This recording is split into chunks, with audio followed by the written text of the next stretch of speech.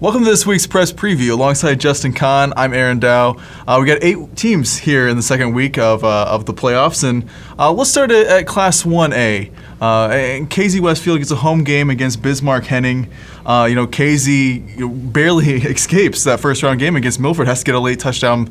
Isaac Elkins gets the touchdown pass, but Casey, had a long stretch of getting these first round playoff wins. This is probably one of the toughest wins they've had in the last several years. Right, and that was a game I really thought Casey would roll pretty easily in, and now they have the second round matchup against Bismark-Henning, which I think in most years I would have that one check mark. That's Casey victory. Bismark-Henning has not been past the second round. They've had this 5-year run in making the playoffs now, and haven't been able to get past that second round game. Casey has a long run of getting past their second round games.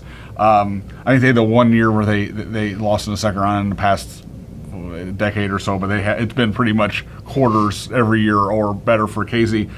But Bismarck-Henning also played Milford during the regular season. It was a pretty tight game. I think it was a 10-point game, but it does seem like Bismarck-Henning right now is kind of on a roll, and Casey, maybe this just doesn't right now feel like the same type caliber of Casey team that has come before, with these guys that have made this long run here of playoff success. I kind of like, I think this might be a year where maybe things, turn against Casey. It's hard to bet against the Warriors in a game like this, but boy, right now it just kind of feels like this is sort of the team Bismarck-Henning's probably been pointing to for a long time, saying, hey, this we're going to finally break the string, but it'll be close. I don't think there's any question about that. Yeah, I think, look at Bismarck-Henning's schedule.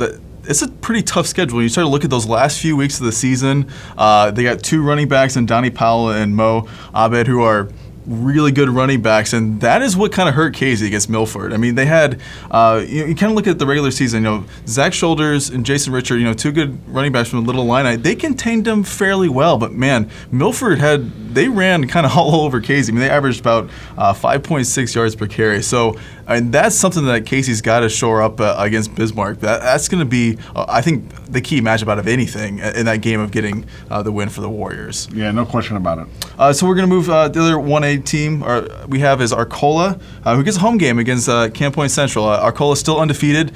Pretty easy win, I think 40-7 last week, but Camp Point Central is kind of a different class of opponent than they played recently. A very playoff-tested opponent, right. A team that's been tough on our area teams these past few years. Yeah. And, I do think that they play a style that's similar to Arcola. Arcola probably throws a little bit more. They're not quite as one-dimensional, but just a physical style of football. I don't think Arcola minds mixing it up, and I do think that's why this isn't a horrible matchup for the Purple Riders. It does kind of stink it's in the second round because that's a really tough matchup for the second round. But I know last week I talked about that I thought this was a rough road for Arcola, and this matchup being particularly rough, but. I do think that they have a shot in this one, and Central struggled a little bit against Greenfield Northwestern, which is in their conference, or is on the other side. They have a conference where it's a north and a south, and it's in the other side of their conference. Struggled against them a little bit. Arcola really hasn't struggled against anyone, right. And I know that the LOVC isn't at the level of maybe the top 1A conference in the state by any stretch, but it's not bad, and the way Arcola's ran through it. You got to like their chances in this one. Yeah, I mean, it's so hard to say because, what we said, Arcola's schedule hasn't been the toughest, but I mean, it's not like they've skated by. Right, I mean, they exactly. have really dominated every single game so far. So, I mean, when they play a team like Camp Point Central, which will probably be the toughest team they play up to this point, it's kind of hard to say, well, when they take away the running game or they take passing game, because we haven't seen that this year. I mean, no one has done that to Arcola to where they've limited what they've been able to do on offense. And really, I mean, defensively, Arcola's been really good all year. I think they gave up 20-some points to Sangamon Valley and Arthur. That's the most they've given up all year. But yeah, Camp Point. And they don't play in the toughest conference either. No, they don't. The Western Illinois Valley has had some really big years. This hasn't necessarily been one of them. Carrollton obviously is really good, and right. That was their one loss.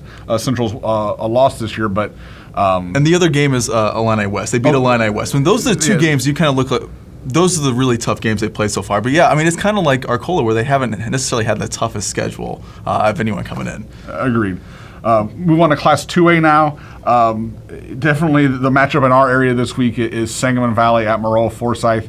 Maroa looked so good in their first playoff matchup against Downs Tri-Valley, and you really see the effects of a team that's played such a tough schedule. Now they get into the 2A playoffs, and boy, they would have loved to have had that one last year in the semifinals against Tri-Valley, but they just looked, Jack Hockaday just looked like just really unstoppable. They just really had no answer for him, whether he was throwing it or running it.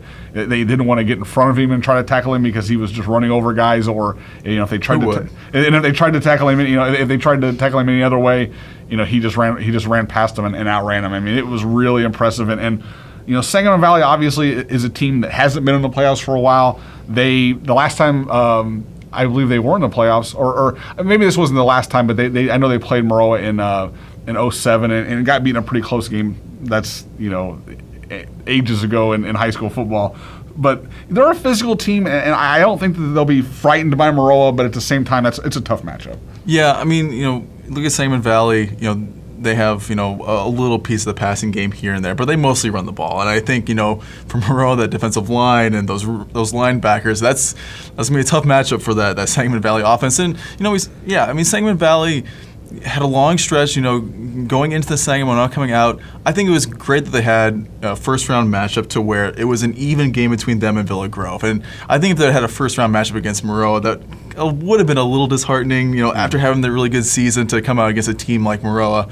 But yeah, a really tough matchup for Sangamon Valley. And so we'll see. I mean, Maroa has this, and then, I think the next couple of games will be a little bit tougher. We'll kind of see how they do coming up, and if they can get past that, the semis like they got tripped up with Tri-Valley last year. I think one thing Sangamon Valley can do to cause you a little bit of trouble, where they don't pass it much, but they're not completely one-dimensional in that they have a lot of different options at running back. They have two wings, the two Wyatts, Beals and Royce, who can both run it. They have a power guy and Garrick Myers, and then with the halfback and Mason Hutchins. So there's even in a passing game, they have Jimmy Staub and Miles Hutchins can throw it a little bit. So I mean they do have the weapons. It just going against a team of the caliber of Maroa, they haven't seen that this year. Yeah. I mean, I know they played a decent non-conference schedule outside the LVC, but this will be the first time they've seen anything like that, and it's tough to get over that hurdle. The other 2A game is Lawrenceville at Tuscola, and Lawrenceville, who, looking at the little line it's kind of hard to kind of figure out these close conferences, how they stack up. And you look at like the South Central, where Greenville loses a first round matchup, but the little Illini, you had Robinson get a win, you had Lawrenceville get a win, and Marshall. You had quite a pretty good conference showing that first week, and now you got Lawrenceville that comes in and plays Tuscola, which got they got the win against Shelbyville, the rematch, and it was a little bit closer than it was the last time against Shelbyville. But I think the big thing for Tuscola obviously is Nick Bates' health, and he's got another week to heal up a little bit more. But he looked really good this last week against Shelbyville. Right, and I know Lawrenceville has some really good players on that team. I still say Nick Bates is the best athlete on the field in that game, and that gives Tuscola a chance in this one. Lawrenceville's a very physical running team. Mm-hmm. Just not quite sure how Tuscola will react to that. I mean, I know they've played. There was some physical teams in the CIC. I don't know if it's at the level of Lawrenceville though. So I think that'll be the big test for Tuscola, is how will they be able to handle what is going to be a very, very physical Lawrenceville team. Yeah, I mean, Tuscola, a lot of their lineup has been, kind of a mix of the run and the pass between, St. T or Shelbyville or Sullivan. I mean, Lawrenceville is much more, Zach Scholl's just going to, just bull rush you. And I think if Tuscola gets out to a lead to where, because that Lawrenceville line, they can wear you down throughout the course of the game. I think, getting that early lead and, not getting maybe worn down by that fourth quarter, just having a couple people step up and helping Nick Bates, like I said, I think, we'll see how the injury, and, he had 300 some yards, total yards last week. So, he's still doing all right, but you got to think another week of health wouldn't hurt at all. Agreed that an early lead would be huge for Tuscola in that one. So moving on to 3A, a couple 3A teams, including Monticello, which had a huge comeback against Elmwood Brinfield.